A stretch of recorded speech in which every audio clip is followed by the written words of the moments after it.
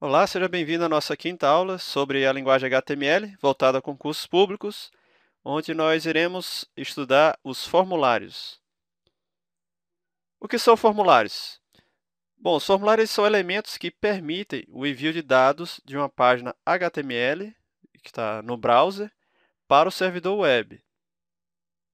Desta forma, os formulários permitem a criação de páginas que sejam mais interativas, onde o usuário final consiga trocar informações com o servidor web. Geralmente, quem trabalha com formulário também trabalha com scripts do lado do servidor, como as linguagens de PHP, ASP, JCP.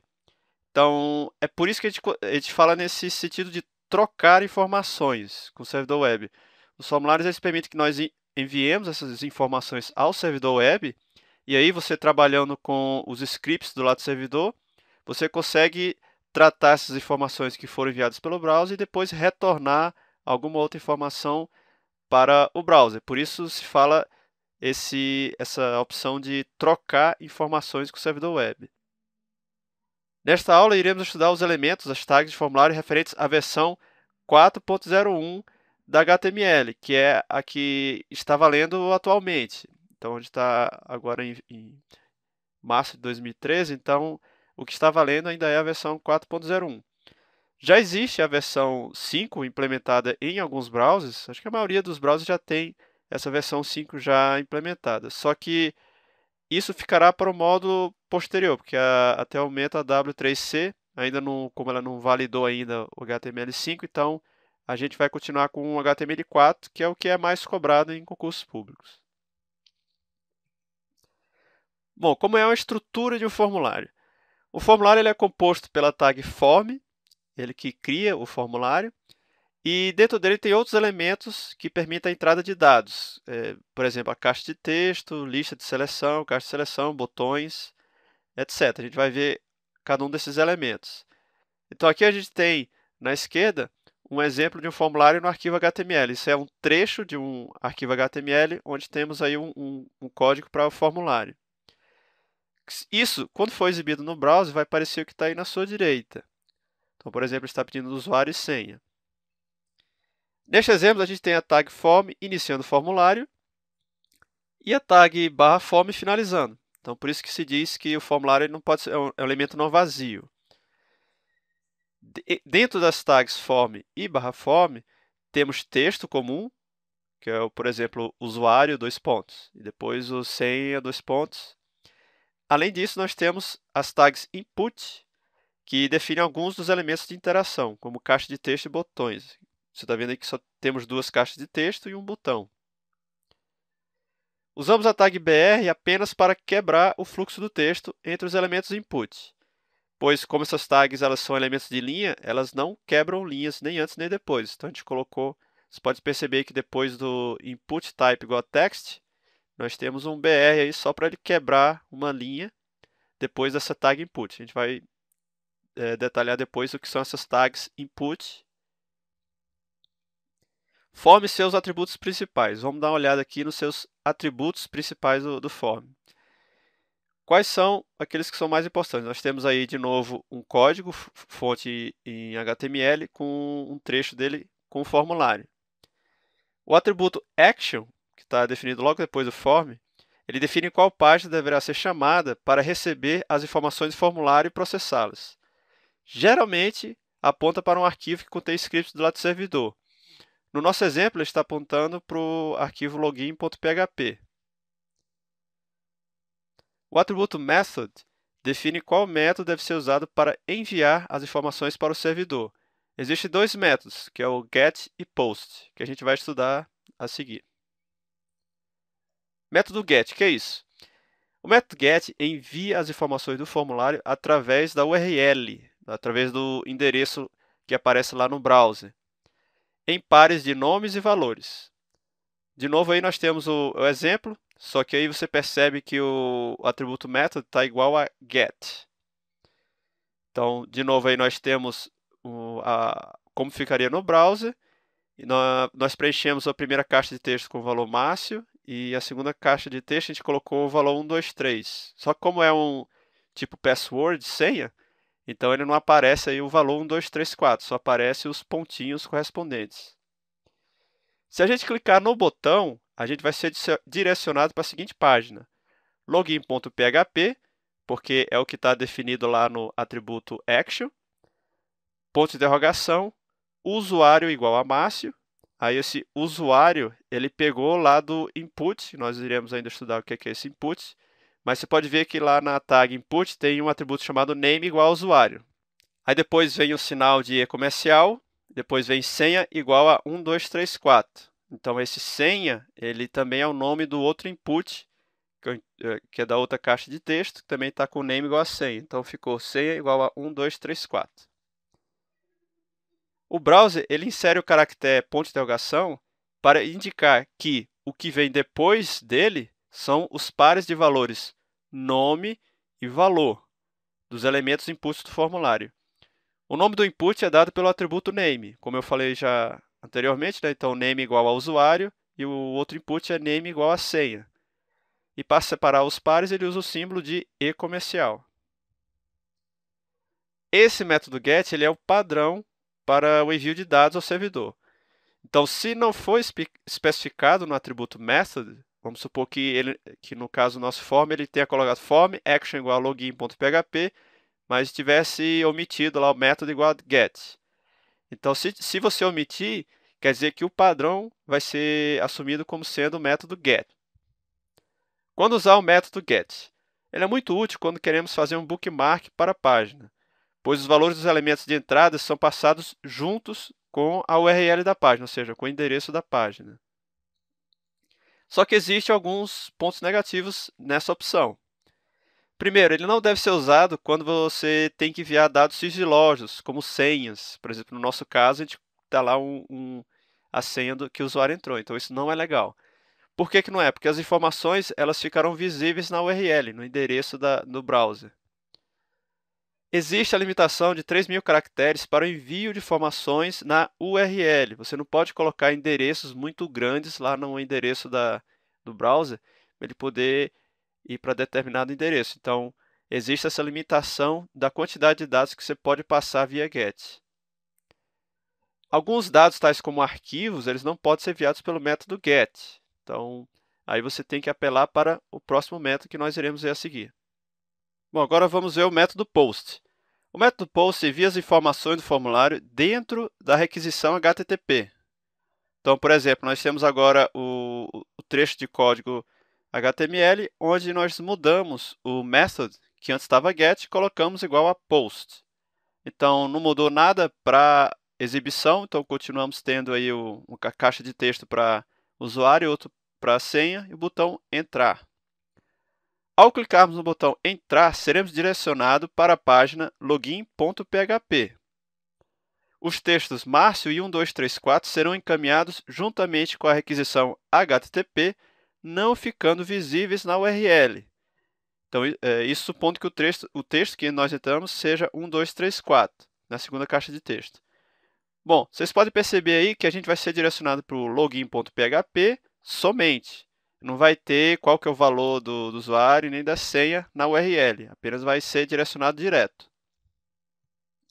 É o método mais seguro para passar informações, já que os dados não ficam visíveis na URL. Além disso, não há limitações de quanta informação pode ser passada, exceto se o servidor web contiver alguma restrição. A única limitação que existe neste método, no método POST, é que nós não podemos fazer um bookmark para a página, pois as informações elas não são passadas na URL. Isso é uma vantagem do método GET, que no GET, como fica na URL os dados, então você pode fazer um bookmark para essa página, porque os dados vão ficar lá na própria URL, no endereço da página. Validações de formulários. Às vezes, precisamos validar as informações que são entradas nos formulários, para evitar que dados errados ou mal intencionados possam ser enviados. Então, você pode ver que no nosso trecho de código que nós colocamos logo depois do método igual a post, nós temos agora um atributo chamado onSubmit igual a return validar entradas this.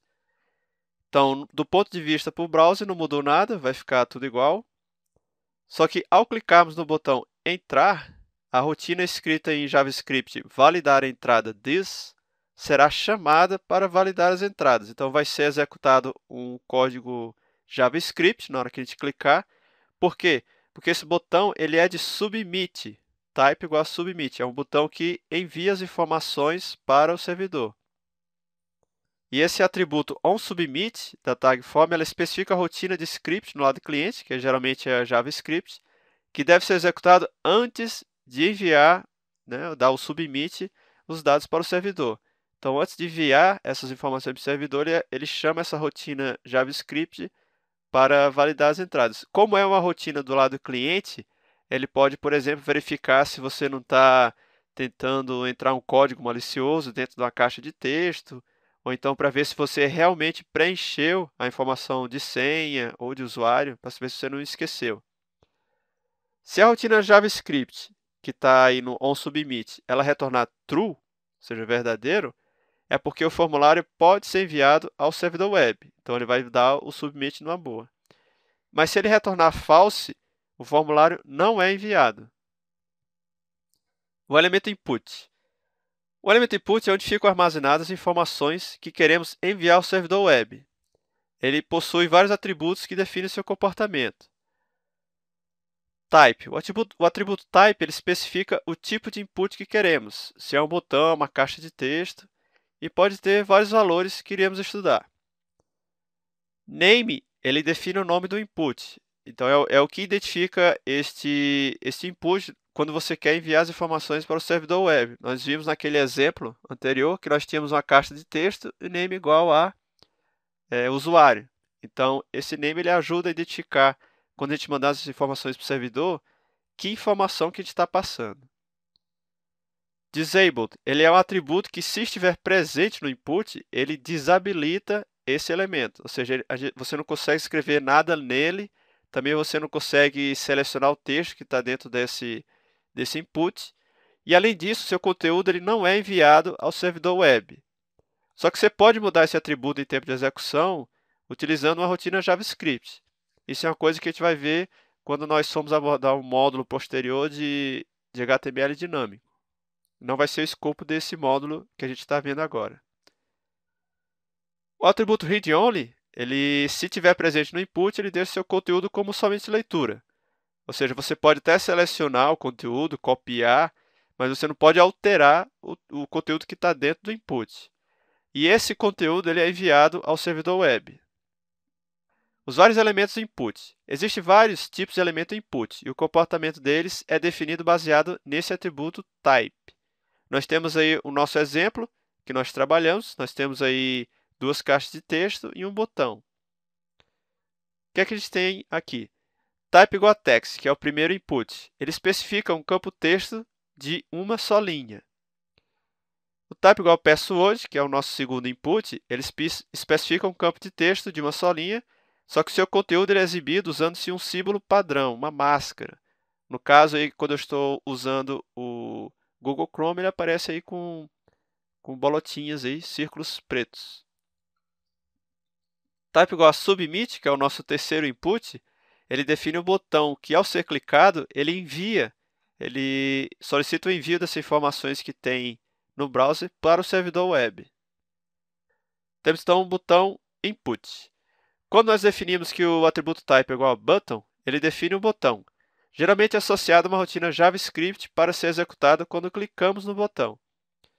Nós temos aí o exemplo que é quase igual ao anterior, só que nós substituímos o input type igual a submit por type igual a button. Bom, o que é que nós temos aqui? No exemplo acima, nós temos type igual a button, ele define o input como um botão. O atributo value, ele define o texto do botão como entrar. E o atributo onClick, ele especifica qual rotina JavaScript será executada ao se clicar no botão, que no caso aí está como a rotina iniciar login this.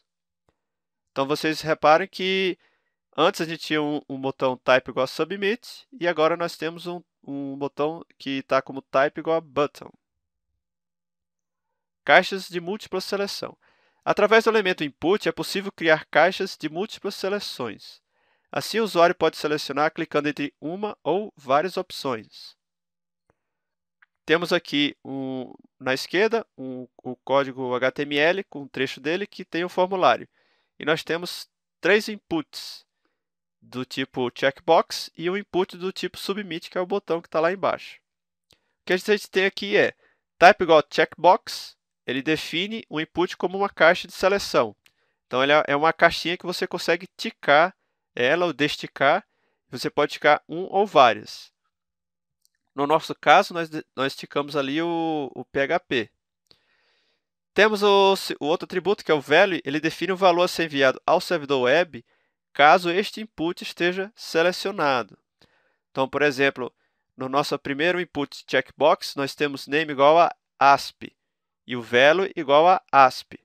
Então, quando nós ticarmos em ASP e a gente clicar no botão enviar, ele vai enviar para o servidor a informação de ASP, que é o nome do input, é igual a ASP, que é o valor que está nele.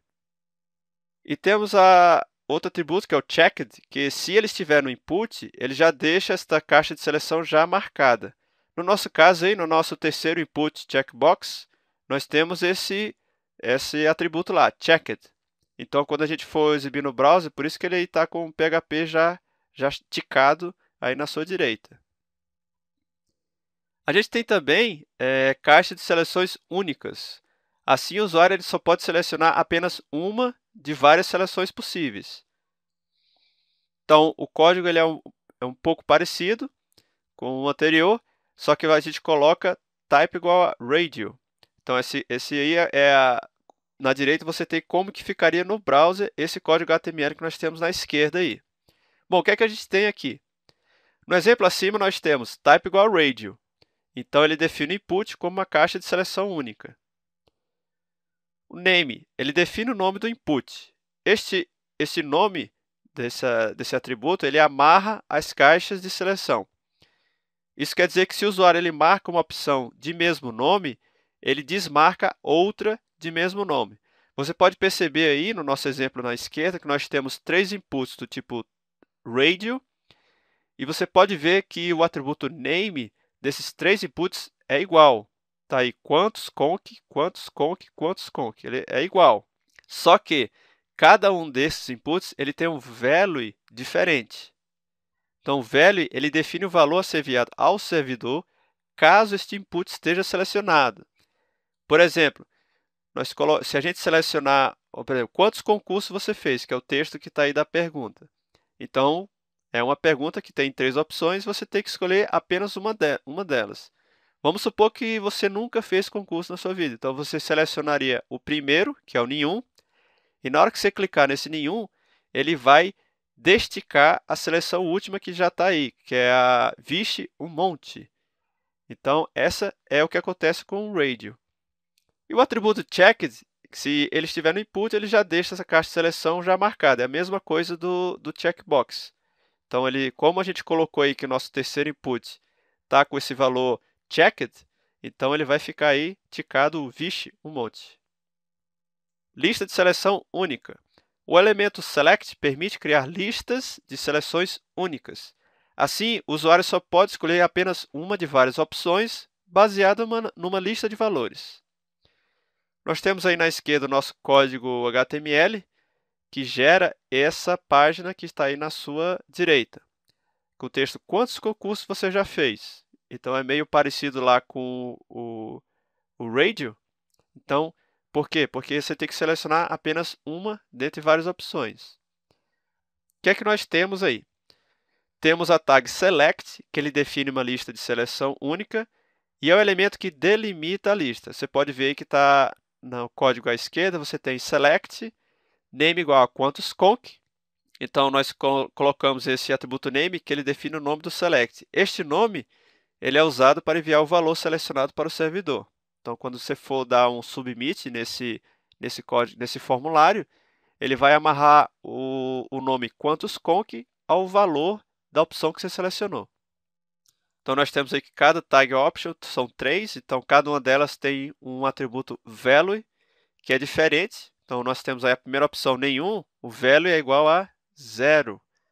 Então, supondo que você selecione a primeira opção, que está como option value igual a 0, ele vai e você dá o submit nesse formulário, ele vai enviar para o servidor que o valor do nome quantos_conc é igual a 0, porque o nome do select é name igual a quantos_conc, que é quantos concursos. E o valor dessa opção nenhum, ele está com value igual a 0. A tag selected, se estiver no option, ele já deixa esta opção pré-selecionada. Ela é parecida com o atributo checked, lá do RadioBoot, que se estiver presente, ele deixa já selecionado. No caso da lista, ele é diferente. Ele não é um checked, ele é o selected. Nós temos também a lista de seleção múltipla. Esse mesmo elemento select, ele permite criar a lista de seleções múltiplas. Assim, o usuário pode selecionar uma ou várias opções baseadas já numa lista de valores. Então, a gente tem aí o nosso código à esquerda, HTML, e onde temos aí o atributo multiple, que faz com que ele fique parecendo aí na direita o que vai aparecer no browser. Então, o que a gente tem nesse exemplo? O atributo multiple, ele define que pode haver várias seleções de elementos na lista. Então, é por isso que antes a gente tinha uma lista de seleção, agora a gente tem uma lista onde você pode escolher várias opções. Cada tag option ele define o valor a ser enviado ao servidor, caso essa opção esteja selecionada na lista. Então, é a mesma coisa da lista de seleção única. E temos também o atributo select, que se ele estiver no option, ele já deixa essa opção pré-selecionada. Você pode ver aí que a nossa terceira opção, que é o terceiro tag option, ele tem esse atributo selected, que é o do PHP. Então, por isso que na direita o PHP ele já está selecionado. Recomenda-se usar as caixas de seleções múltiplas, ou os checkbox, ao invés dessa lista. Nós vimos que na checkbox você consegue visualizar melhor as opções. Você pode ticar direto com aquela que você quer. Então, a W3C recomenda que você utilize essas caixas de seleções múltiplas ao invés de usar essa lista de seleção múltipla. O elemento input ele permite a seleção de arquivos também. É como se fosse uma caixa de texto normal, com um botão associado para a gente selecionar um arquivo. Nós temos aí na esquerda como que seria esse código HTML para poder a gente usar o input de arquivos. Na sua direita tem como que isso ficaria no browser. No caso desse da direita, eu estou usando o Internet Explorer. Então, o que é que ele faz? Ele deixa uma caixa de texto na esquerda e logo à direita ele coloca o botão procurar 3 pontinhos. Isso no caso se você estiver usando o Internet Explorer em português. Então, o que é que nós temos acima? Nós temos uma coisa diferente em relação aos outros formulários. Nós temos o atributo enctype, que ele é igual a multipart/form-data. Ele indica que, ao enviar as informações do formulário, o browser irá enviar um formato específico de cada input. Ou seja, ele não tentará converter para texto. Então, imagina você selecionar um texto nesse input, e se você não colocar esse enctype, ele vai tentar processar esse arquivo como texto para depois enviar. Então, quando a gente estiver trabalhando com arquivos, a gente tem que usar esse atributo enctype. Para enviar nesse formato, é sempre necessário usar o método post. Se a gente colocar o atributo enctype igual a multipart/form-data, então você tem que trocar o método, você tem que deixar o método como post, que é o que nós colocamos aí no nosso exemplo na esquerda. Então, vamos começar aqui uma resolução de questões. Nós temos a primeira questão. Analise o código da página HTML seguinte. Ao clicar no botão Submit, o formulário não será submetido se a função validar frm retornar um valor. Então, ele está perguntando que tipo de valor será retornado quando o formulário não for submetido. Então, nós temos aí no código HTML, no head, nós temos definido o cabeçalho de um código JavaScript na tag script. Depois, na tag body, nós temos definido também um formulário pela tag form. Nós temos aí o atributo name igual a frm, o método igual a post, action igual a incluir.jsp, e temos então o atributo onSubmit, que ele está assim, retornar, validar this. Então, a gente vê que esse formulário ele só vai ser enviado, a gente viu que ele só vai ser enviado, só vai ser dado submit na hora que você clicar no botão Submit, como é o nosso terceiro input aí, input type igual a Submit. Na hora que a gente clicar nesse botão Submit, vai ser chamada a rotina validar, que está definida aí no atributo onSubmit do tag form. Então, essa função, o formulário não será submetido se a função validar retornar um valor false. Então, a letra E, porque o submit da página só será realizado se a rotina JavaScript retornar true. Se for false, não será submetido. No caso, ele quer saber quando não será submetido, então tem que retornar false. Ok, vamos aí para a segunda questão.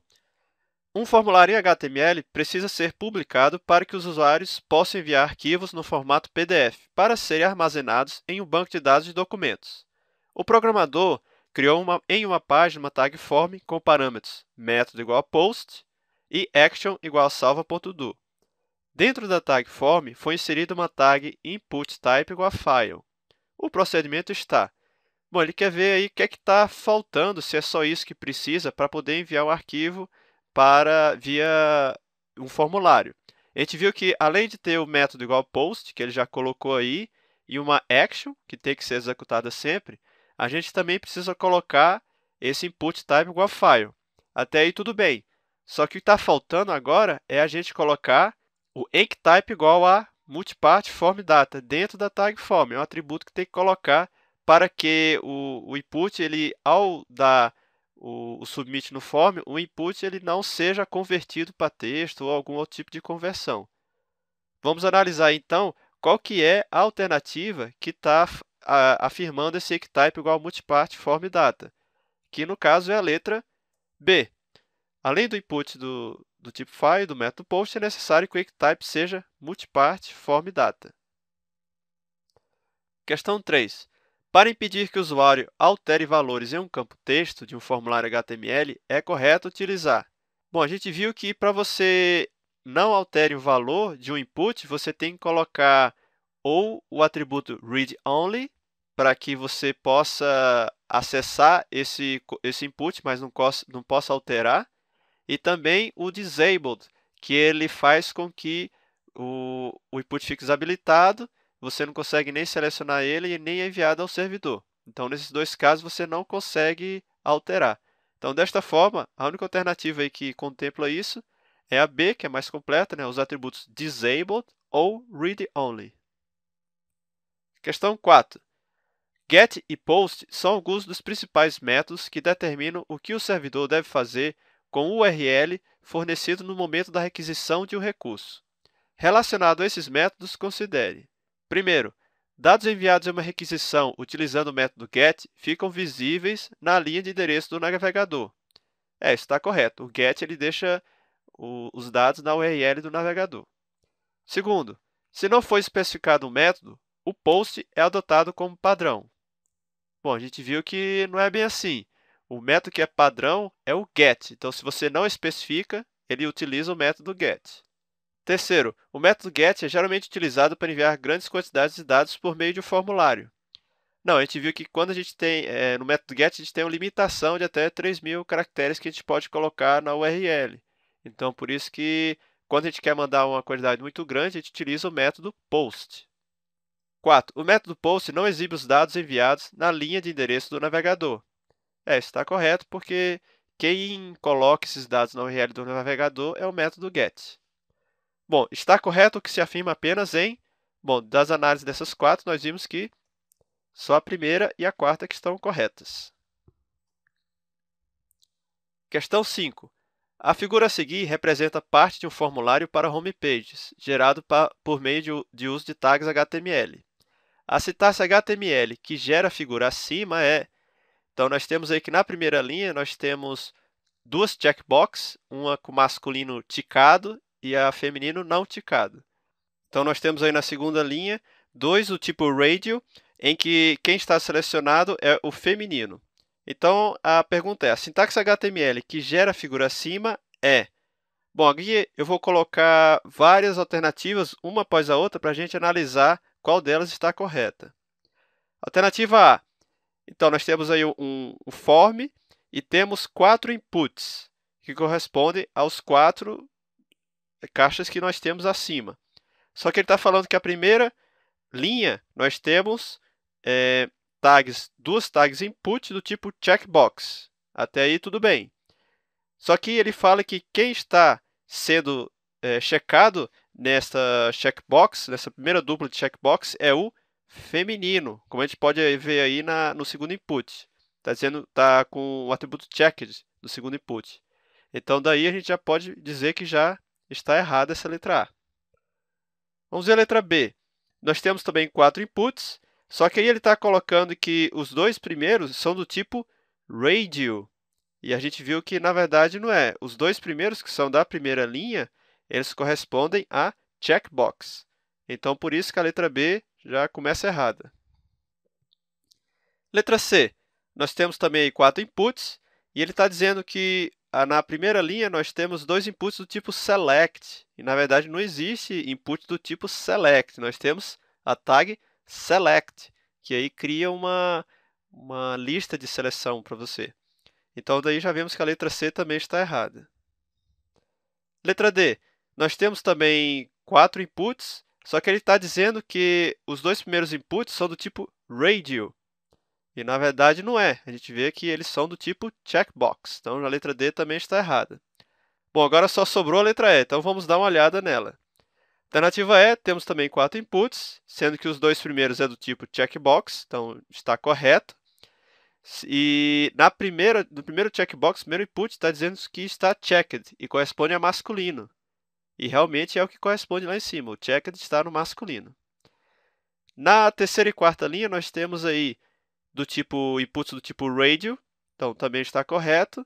E quem está dizendo que está selecionado é o quarto input, aí, que é o atributo checked, no quarto input, que é o feminino. E realmente também está correspondendo aí ao que está acima no nosso browser que está aí colocado. Então, nós temos que a alternativa correta é a letra E. Questão 6. Com relação a HTML, Hypertext Markup Language, em sua versão corrente, que é a 4.01, assinale a opção correta. Então, vamos analisar aí. Vamos à alternativa A. A marcação image é utilizada para incluir imagens em página HTML. Bom, na verdade, a marcação, a tag, na verdade é a img, não image. Então, a letra A está errada. Letra B. É possível fazer o navegador web abrir uma nova janela para uma página externa utilizando o atributo alt. Não, esse atributo alt ele é usado em tags image para ter um texto alternativo à tag image, que é img. E para abrir uma nova janela para uma página externa, a gente utiliza o atributo target, que tem na tag A, aquela que forma os hiperlinks. Então, a letra B está errada. Letra C. O trecho abaixo está correto e serve para indicar uma âncora para o endereço de e-mail. Nós temos aí a tag A igual a mail to joão@abc.com.br. E isso linkado no texto suporte. Então, quando o usuário clicar no suporte, o que vai acontecer? Ele vai abrir o programa que envia e-mail, o cliente, para você mandar um e-mail e ele vai preencher o campo to com joão@abc.com.br. Então, na verdade, você não vai criar uma âncora para o endereço de e-mail. Ele vai apenas abrir o seu programa de envio de e-mails e preencher com o e-mail joão@abc.com.br. Então, a letra C está errada. Bom, letra D. As marcações HTML tfoot, head e tr são apropriadas para uso em tabelas. Bom, a gente viu que a tag tr realmente ela é usada para incluir uma nova linha na tabela. Só que a tag head não é usada no body, no corpo da página HTML. Ele apenas especifica o cabeçalho da página HTML, onde você pode colocar lá outras tags como meta, title, coisas assim. Então, essa letra D está errada porque a head não é usada para isso. A tfoot a gente não chegou a ver quando trabalhamos com tabelas, mas aí você já elimina pelo fato da head não ser usada em tabelas. Bom, então só sobrou a letra E. Vamos analisar aí. O seguinte trecho HTML expressa um formulário que apresenta uma lista selecionável do tipo drop-down, com a opção analista visível. Então, vamos ver aí o que está nesse form. Temos realmente uma tag de form, que action está vazio, mas tudo bem, vamos lá. Dentro do tag formula, nós temos uma tag select, cujo atributo name é igual a cargos. Então, na verdade, select, ele cria realmente uma lista do tipo drop-down, ou seja, você clica nessa caixa de texto, ele vai abrir uma lista para você selecionar uma só das opções. Então, e temos aí três opções debaixo dessa tag select, que é a tag option, e nós temos que dessas três options, só a última está com o atributo selected, que é para o value igual a analista. E o texto associado a esse option também é analista. Então, nós temos que a letra E está correta. A tag select delimita as opções tags option, que juntas formam a lista de seleção única, que é o drop-down. Questão 7. Em relação ao HTML, considere as colunas abaixo. Então, nós temos aí duas tabelas onde a gente vai ter que fazer a associação correta entre as colunas. A primeira, do lado esquerdo, é atributo da tag th para colar, mesclar duas células na vertical. Você se lembra que a tag th é usada para colocar um cabeçalho numa tabela. E ele cria uma célula. Só que para você mesclar duas células na vertical, você utiliza aquele atributo rowSpan. Então, como é para mesclar duas, então é rowSpan igual a 2. Então, temos que a primeira está associada à letra E da segunda coluna. Agora, vamos analisar o segundo da primeira tabela aí. Segundo, campo de formulário que permite selecionar somente uma opção entre várias. Então, a gente viu aí que um campo de formulário que permite selecionar uma entre várias pode ser tanto a radio quanto a lista de seleção, o select, só que com ela sem aquele atributo multiple. Na nossa tabela da direita, nós temos não temos select, mas temos o radio na letra D. Então, temos que o 2 está associado à letra D. 3. Criar uma nova linha com cor de fundo verde em uma tabela table. Bom, para criar uma linha, a gente define o tr. Então, aí na segunda coluna, a única opção que a gente tem em uma tag tr é a letra C. Então, o 3 está associado à letra C. 4. Equivale a uma imagem com um link. Para criar um link para uma imagem, você define uma imagem com a tag img e fora dela, delimitando essa tag img, você usa uma tag A, que é o que está colocado aí na letra B. Então, 4 está associado à letra B. Quinto, equivale a uma lista ordenada. Bom, equivale a uma lista ordenada, nós temos que usar as tags OL para delimitar a lista, que se define com a tag LI. Então, nós temos que aí o 5, a quinto, está associado à letra F, que você utiliza as tags OL e LI. OL quer dizer Ordered List, ou seja, lista ordenada em inglês. Sexto, seleciona uma, nenhuma ou várias opções. Bom, se a gente pode selecionar mais de uma opção, isso quer dizer que pode ser ou uma checkbox ou então uma lista de seleção múltipla, que é quando você bota a tag select com o atributo multiple. Só que na nossa segunda coluna temos a letra A, que é checkbox. Então, o 6 está associado à letra A. Então, nós temos aí que a correta associação das colunas está expressa na letra B. Bom, aí você pode conferir o nosso gabarito. Chegamos ao final da nossa quinta aula. E, desde já, deixo o convite aí para a nossa próxima aula. Até lá!